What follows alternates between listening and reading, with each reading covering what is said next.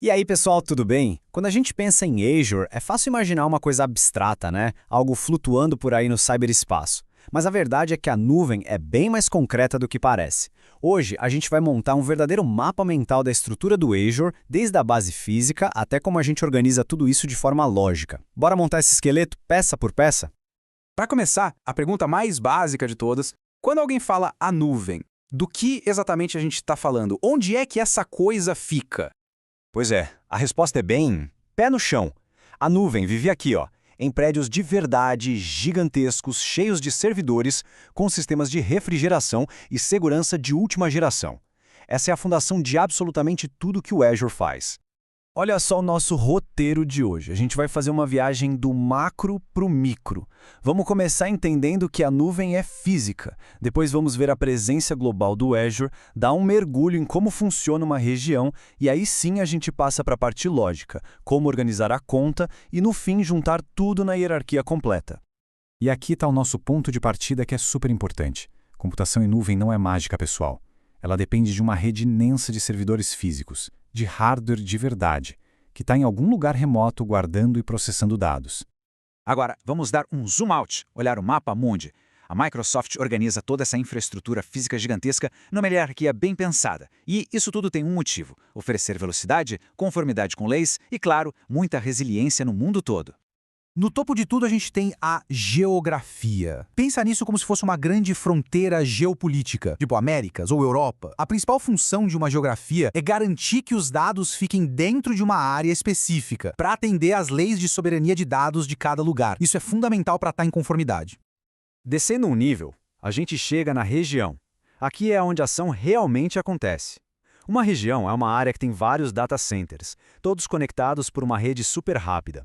É nas regiões que a gente de fato implanta os nossos serviços. E é por isso que o Azure tem tantas regiões espalhadas pelo mundo, para que os serviços fiquem sempre pertinho do usuário final, diminuindo a latência. Ok, agora vamos colocar uma lupa em cima de uma dessas regiões. O que tem lá dentro? É aqui que a gente começa a ver o design pensado para resiliência brilhar de verdade. Dentro de uma única região, existem as zonas de disponibilidade. E o ponto-chave aqui é a independência. Pensa nelas como prédios separados, cada um com sua própria fonte de energia, sua própria refrigeração, sua própria rede. Isso significa que se um data center inteiro cair por algum motivo, os outros, na mesma região, continuam funcionando como se nada tivesse acontecido. Então, para a gente visualizar, a estrutura física fica assim. Temos a região, que é a área geográfica maior. Dentro dela, no mínimo, 3 zonas de disponibilidade, bem separadas umas das outras. E cada uma dessas zonas é composta por um ou mais data centers. É uma estrutura aninhada, como se fosse uma boneca russa, construída para sobreviver a falhas. E por que isso importa tanto? Bom, tudo se resume a manter as aplicações no ar. Usar zonas de disponibilidade garante alta disponibilidade, tolerância a falhas e permite até que a Microsoft faça manutenções sem derrubar os seus serviços. É, basicamente, a fundação para construir sistemas que aguentam o tranco de verdade. Beleza, já cobrimos a parte de hardware e geografia. Agora, vamos virar a chave. A gente vai sair do jeito que o Azure é construído fisicamente para entender como a gente organiza a gestão dos serviços e, claro, dos custos, de forma lógica. A primeira camada lógica é a assinatura, ou subscription. A melhor forma de pensar nela é como se fosse a sua conta principal ou o centro de custos da sua empresa. Todo e qualquer recurso que você cria no Azure vive dentro de uma assinatura, e é ela que define os limites de cobrança e de acesso. Ok, vamos descer mais um degrau nessa hierarquia lógica. Dentro de uma assinatura, como é que a gente organiza os projetos e os serviços que estamos construindo?